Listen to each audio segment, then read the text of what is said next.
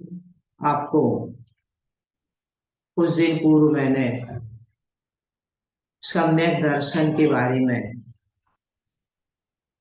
कुछ सूक्ष्म रूप से समझाने की कोशिश की थी। आरोग्य ठीक न होने से व्यवधान हो गया। आज पुनः हम उसी विषय से जुड़ते हैं। तो आपको शायद स्मरण हो कि मैंने एक शब्द पर बहुत जोर दिया था, दंसण मूलो धम्मो, क्योंकि सम्यक दर्शन की परिभाषाओं से आपको परिचित कराया था। तो उसमें एक शब्द पर, एक सेंटेंस पर, एक वाक्य पर मैंने बहुत जोर दिया था, दंसण मूलो धम्मो, कि धर्म का मूल सम्यक दर्शन है। अब प्रश्न आता है कि यह सम्यक दर्शन प्राप्त करने के लिए हमें किस रास्ते का अपनाना चाहिए, सम्यक दर्शन की प्राप्ति कैसे हो सकती है। तो सम्यक दर्शन की बिल्कुल सीधी सरल परिभाषा मैं आपके सामने रखूंगी।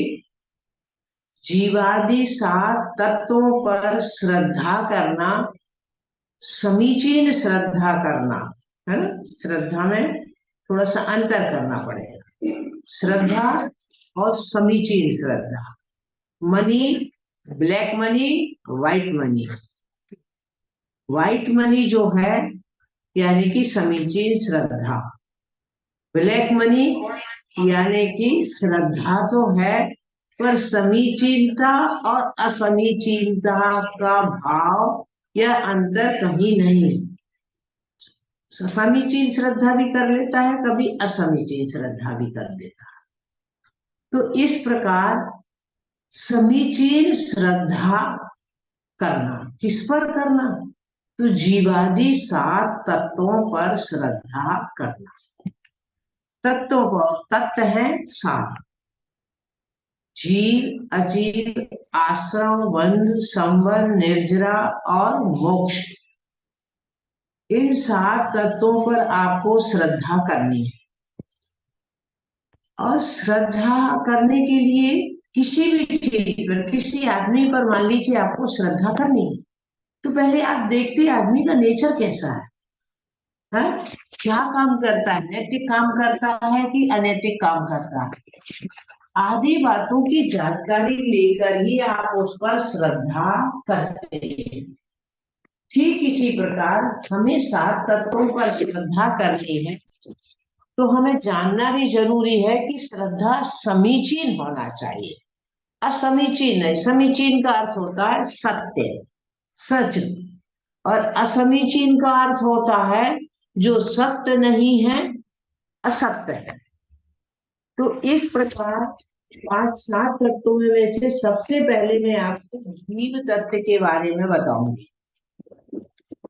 क्योंकि आदमी को अपना बोध सबसे पहले होना चाहिए कि मैं जीव तो हूं क्योंकि चलता फिरता हूं, परंतु मैं जीव कौन सा हूं और किस जीव को सम्यक प्राप्ति की योग्यता है, क्षमता है। और संसार में कितने प्रकार के जीव पाए जाते हैं। तो इस प्रकार सबसे पहले अपन कहेंगे कि तत्व किसे कहते हैं। सात तत्वों पर श्रद्धा करनी है आपको। तो जो पदार्थ जिस रूप से अवस्थित हुआ है उसी रूप में रहना, कुछ मिक्स नहीं होना, कुछ कम नहीं होना। जो स्वरूप कहा गया है, जो व्यवस्था दी है, वह उसी प्रकार की होना, उसे कहते हैं तत्व। जैसे कि जीव का लक्षण चेतना, अजीव का लक्षण इससे विपरीत। इस प्रकार इसका जो जैसी व्यवस्था है वह उसी व्यवस्था में स्थित होना, उसका नाम तत्व है। तो सात तत्व में से, वैसे प्राय आपने बहुत बार नाम सुने होंगे, सभी साधुओं के प्रवचन सुनते हैं, शिक्षण ऐसी प्रकार का आप अध्ययन स्वाध्याय करते हैं, तो सबसे पहले हमें जानना जीव तत्व। प्रश्न आता, हम पहले जीव तत्व को ही क्यों जाने, क्योंकि सम्यक दर्शन समीचीन श्रद्धा प्राप्त करने की योग्यता जीव में है। जीव और अजीव, अजीव में यह योग्यता नहीं है। तो हमें सबसे पहले जीव तत्व को समझना पड़ेगा। जीव कहते किसे हैं? बहुत सीधी सरल परिभाषा मैं आपको बताती हूँ कि जो 10 प्राणों से जीता था, यानी कि पीछे के भूतकाल में, वर्तमान काल में जी रहा है, भविष्य में भी 10 प्राणों से जिएगा। अब किसी के 4 होंगे, किसी के 5 होंगे, वो भी, तो कुल मिला के 10 प्राणों से ही जीव की पहचान होती है। तो जो जीता था, जी रहा है, जीता था और जीवेगा, भविष्य में भी जीव का लक्षण यही रहेगा, अन्य कोई लक्षण नहीं है। केवली भगवान के केवल ज्ञान में एकमेव जीव का लक्षण यही है, जीता था, जी रहा है और जीवेगा। और सम्यक दर्शन प्राप्त करने के लिए इस जीव के बारे में हमें जानना सबसे पहले जरूरी। तो मैं आपको स्थूल रूप से जीव के भेद बता देना चाह रही हूं। संसार में जीव हैं 2 प्रकार के, भव्य और अभव्य। मैं बिल्कुल सरल शब्दों में मैं समझा रही हूँ। मेरे को नेहा ने बता दिया कि आपको LKG UKG की क्लास वालों को पढ़ाना है। तो भव्य और अभव्य। भव्य जीव कौन है? जिन्हें मोक्ष जाने की योग्यता है, ये मोक्ष जाने की क्षमता है, मोक्ष जाने की शक्ति है। इसका प्रतिपक्ष है अभव्य जीव, जो मोक्ष आज तक गया नहीं, अभी तक संसार में है और संसार में ही रहेगा। इसे कभी भी भगवान बनने की योग्यता नहीं आएगी। कुछ चीजों में प्रायोगिक रूप से उसका रूप परिवर्तन किया जाता है ना, परंतु अभव्य जीव जिस अवस्था में है वो उसी में रहेगा। मोक्ष की सिवाय अन्य जग चारों गतियों में भ्रमण करेगा, परंतु भव्यता, मोक्ष प्राप्त करने की योग्यता नहीं। और भव्य वो जीव है जो आज नहीं तो कल, कल नहीं तो परसों, कभी न कभी भगवत्ता को प्राप्त करेंगे। और ये भव्य जीव भी 2 प्रकार के हैं, संसारी और मुक्त। संसारी में हम सब जो संसार में है, पंच परावर्तन कर रहे हैं, चारों गतियों में जन्म मरण करते हैं, वो संसारी जीव। और जो विभाव को छोड़कर, या विभाव से मेरा तात्पर्य क्या है, जो मेरा नहीं है ना, चारों गतियों में भ्रमण करना मेरा स्वभाव नहीं, आत्मा का स्वभाव नहीं है, जीव का स्वभाव नहीं है, ये कर्म संयोग से हुआ है। और जब कर्म से संबंध टूट जाता है तो इस जीव का स्वयं के गुणों से संबंध स्वाभाविक हो जाता है। तो वो तो कहलाता मुक्त, जिसने अपनी स्वभाव अवस्था को प्राप्त कर लिया, नैसर्गिक अवस्था को प्राप्त कर लिया। और वह अवस्था प्राप्त होके किन्हीं भी कारणों से, किन्हीं भी परिस्थितियों से, किसी भी काल में, किसी भी क्षेत्र में पुनः संसारी होने वाला नहीं है। एक बार जो मुक्त हो गया है, वह अनंत अनंत काल तक सिद्धालय में ही रहेगा। अब संसारी जीव जिनमें हम हैं, वह 2 प्रकार का, त्रस्त जीव और स्थावर जीव। मैं ये भेद आपको क्यों बता रही कि सम्यक दर्शन प्राप्त करने की योग्यता किस जीव में है और किस में नहीं है। जब हमें ये मालूम हो जाएगा कि यहाँ मेरा काम होने वाला नहीं है, तो वह इन पर्यायों से निकलने की कोशिश करेगा, उन क्रियाओं पर विराम लगा देगा जो हमें इन पर्यायों में भटकने का कारण। तो स्थावर है ना, स्थावर जीव यानी कि एक इंद्रिय, पृथ्वी का एक, जल का एक, अग्नि का एक, वायु का एक और वनस्पति का एक। ये 5 प्रकार के स्थावर जीव हैं। लोग जनरल ये कह देते जो स्थिर रहते वो स्थावर है, नहीं। जिनके स्थावर नाम कर्म का, एक इंद्रिय स्थावर नाम कर्म का उदय है, वो स्थावर जीव कहलाते। इनके पास मन नहीं है, पूरी इंद्रियां नहीं है, मात्र एक इंद्रिया है। अब दूसरा भेद है त्रस भेद। जिनका त्रस नाम कर्म का उदय है वो त्रस जीव है। आप भी त्रस हैं, हम भी त्रस हैं।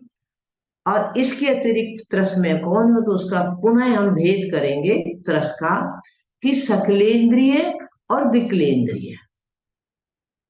सकलेंद्रिय सकल इंद्रियां, शब्द में वर्ड मीनिंग क्या है? सकल इंद्रियां, पूरी इंद्रियां जिसने प्राप्त कर ली है ना, वो पांच इंद्रियां वाला सकलेंद्रिय।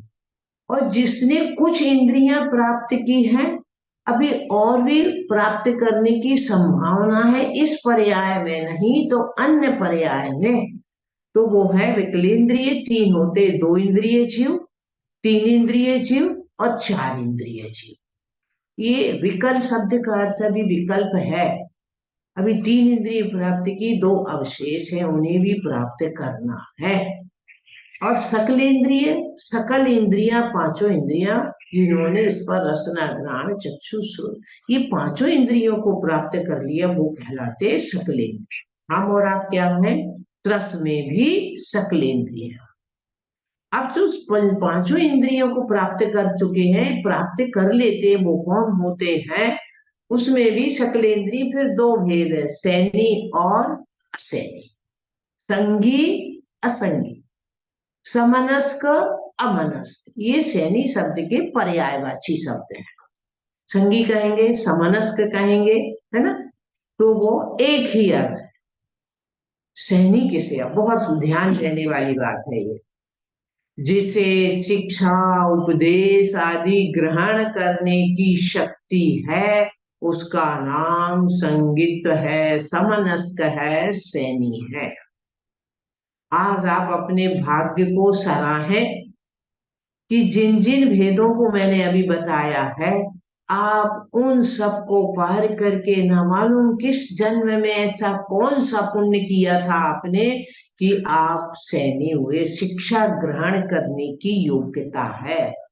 तत्व अतत्व हे उपाधि घे, इन सबको आपको सोचने समझने और साथ में स्वीकार करने की, श्रद्धा करने की, आचरण करने का अवसर मिला है। यानी कि इस संसार में गोल्डन चांस, आप इतने अच्छी परिस्थिति में है इस समय कि आपको सुनने समझने सोचने स्मरण रखने की शक्ति है और उसे अपने जीवन में आत्मसात करने की शक्ति है।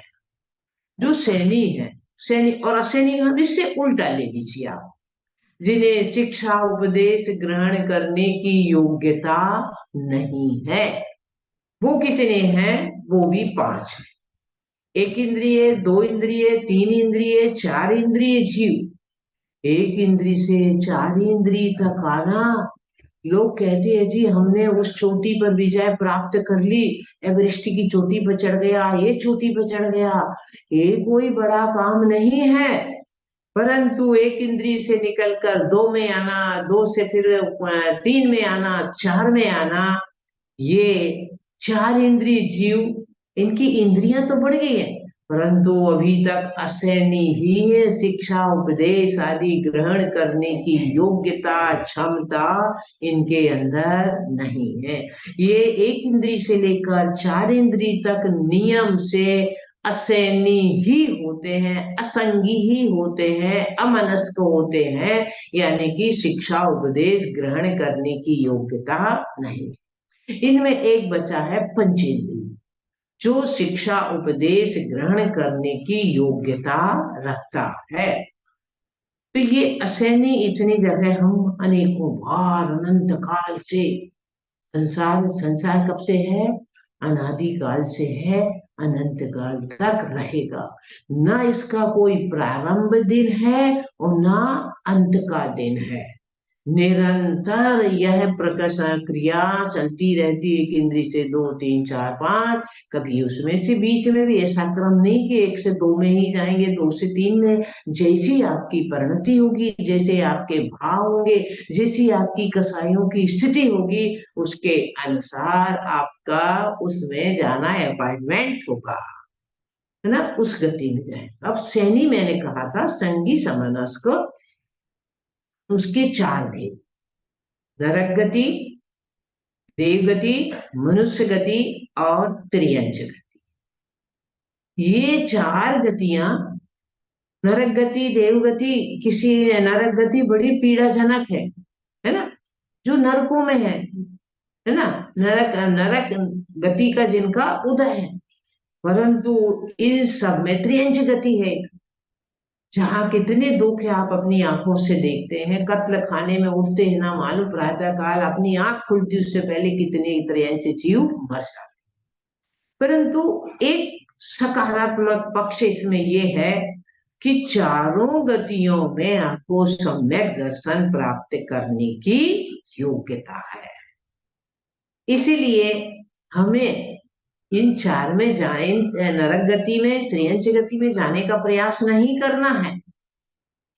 परंतु अगर पहुंच भी गए और हमारा विवेक जागृत रखा, कसाएं मंद हुई, वह संसार चुल्लुक प्रमाण रह गया, या जिसे चुल्लुक प्रमाण करने की क्षमता है, वह जीव नरक गति, त्रियंच गति में भी सम्यक दर्शन प्राप्त कर लेता।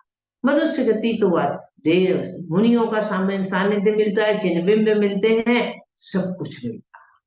तो इस प्रकार ये चार। अब त्रियंच गति में से फिर तीन भेद हो जाते हैं। अगर मनुष्य त्रियंच गति में भी जलचर, थलचर, नवचर बन गया, तो वहां भी कुछ आत्मा का हित होने वाला नहीं है।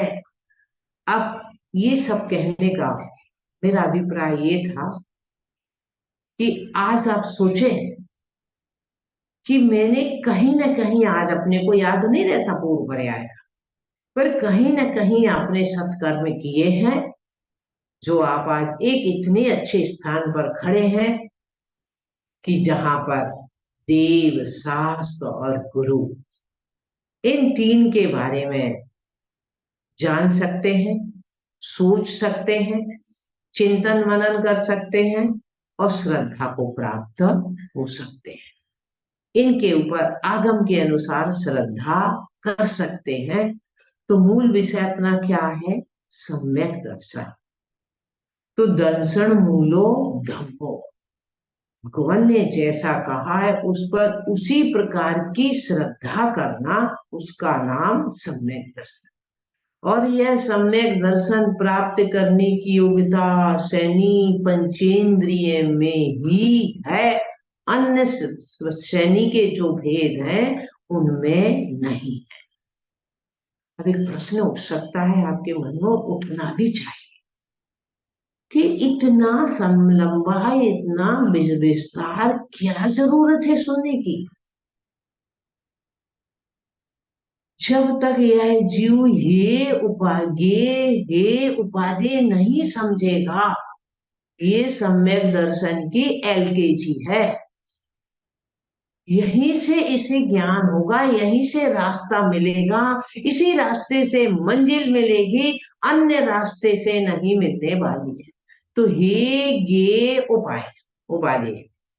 अब हे क्या है? हे शब्द का अर्थ होता है छोड़ने योग्य, जो मेरा हितकारी नहीं है, अनुपयोगी है, उसे छोड़ देना।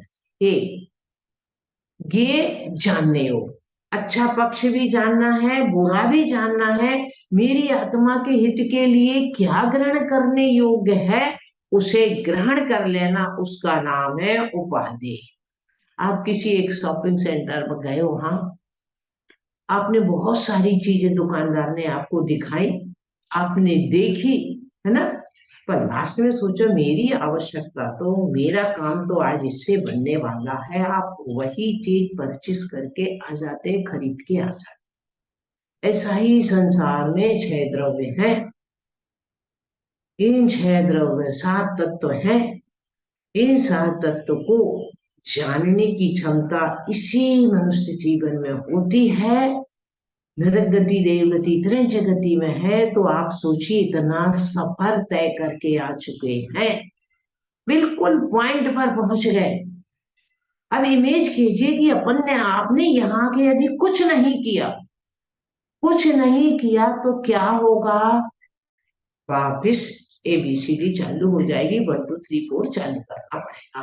और होगा आपके हाथ में नहीं है चालू करना बंद करना, ये कर्मों का फल है, करने की व्यवस्था है।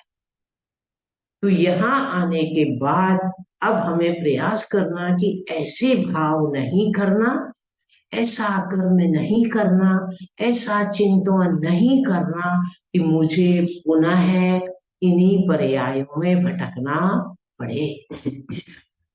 भटकेंगे तो पुनः पुनः जन्म मरण चलता रहेगा जब तक सम्यक्त प्राप्त नहीं होगा।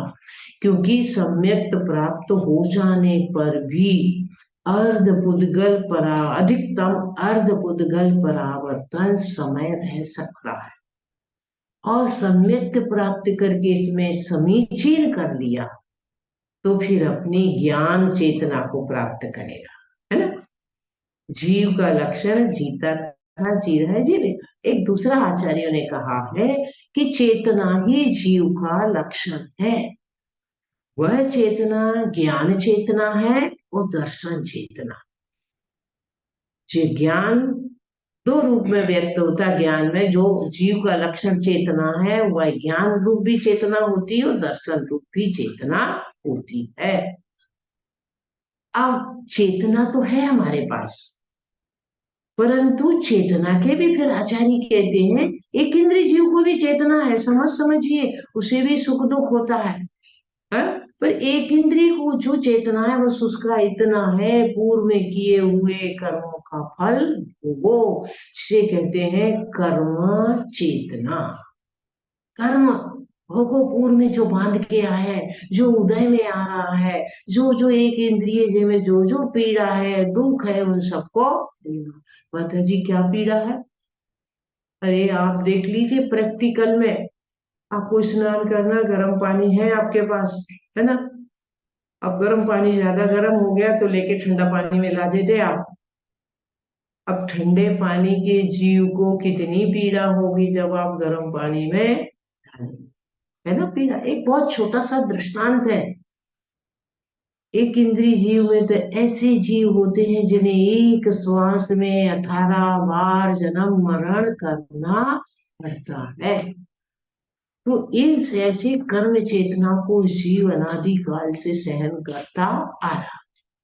दूसरी चेतना होती है कर्म फल चेतना, त्रस्त जीवों में, है ना।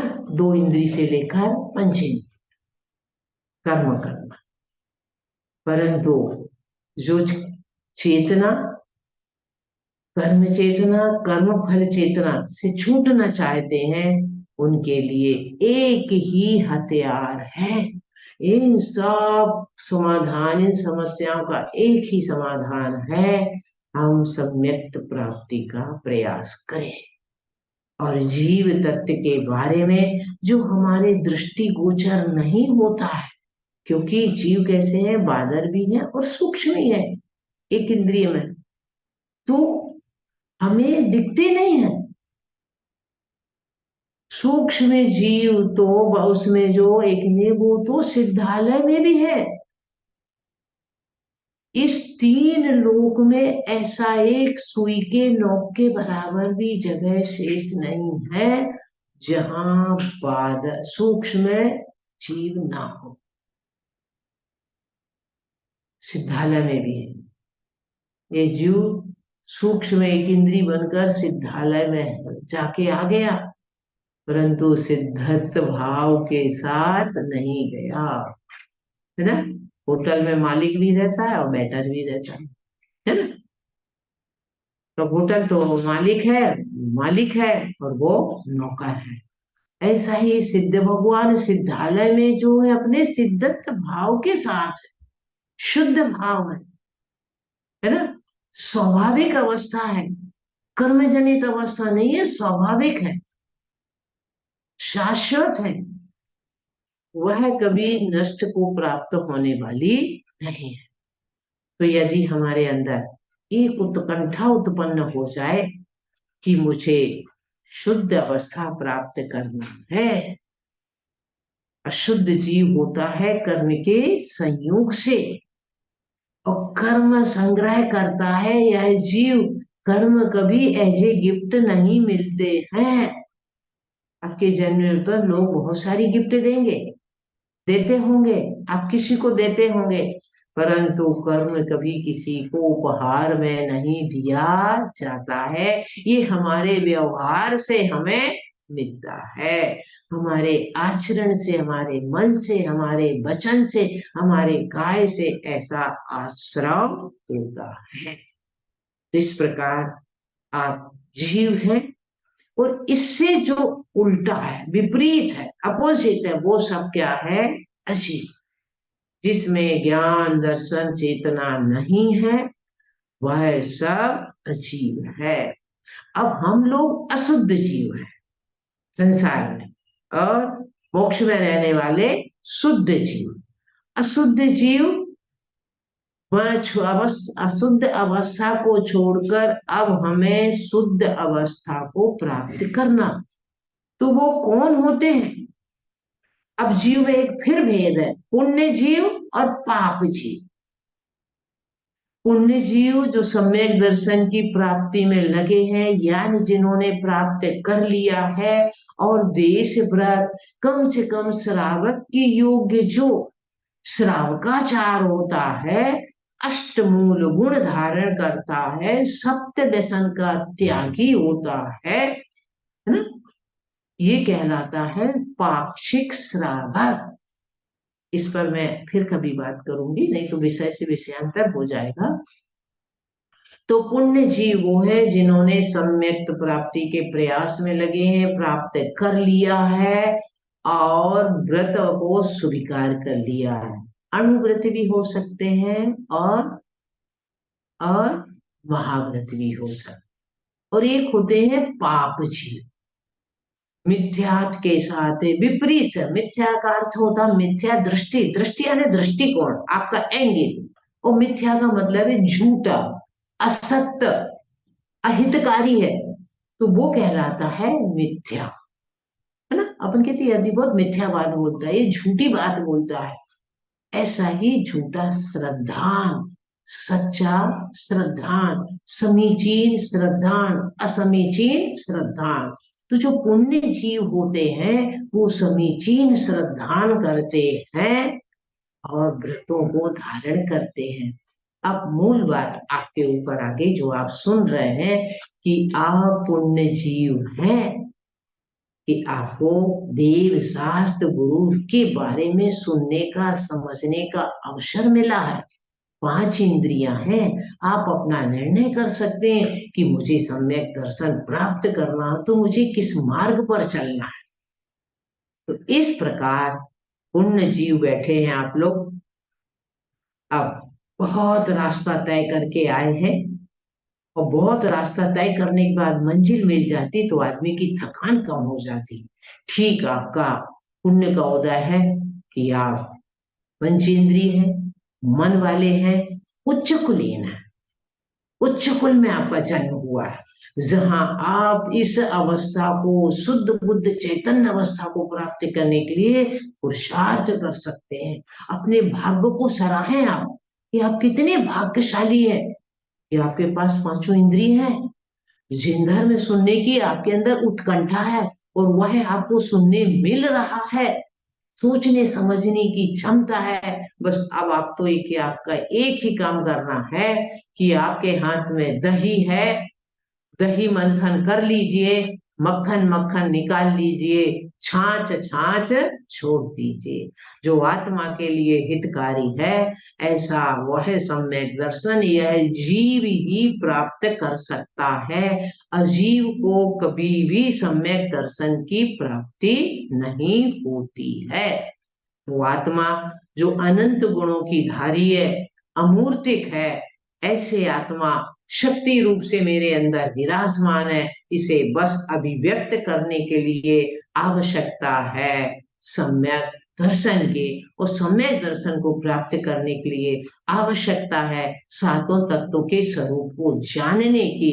जब इनका समीचीन स्वरूप प्राप्त होगा तो समीचीन श्रद्धा बनेगी और गाड़ी को गति मिलेगी, हमारा चलना चालू होगा। भले हम एक कदम चलें पर निश्चित अगर समीचीन सही रास्ते पर हैं। आप लोग जब सफर करते हैं तो मोबाइल में क्या यूज कर लेते हैं, लोकेशन देख लेते। मैं भी आपको लोकेशन दिखाने आई हूँ आज, है ना। लोकेशन बता रही हूँ आपको कि आप बिल्कुल सही जगह हैं। और अब आज आपने जो सुना है अपने जीव तत्व सैनी पंचेंद्रिय बने होने पर अभिमान तो ना करें पर गौरव की अनुभूति करें और उसमें फिर जैन धर्म जैन कुल में जाना आपके लिए भाग्यशाली नहीं, आप अति भाग्यशाली हैं।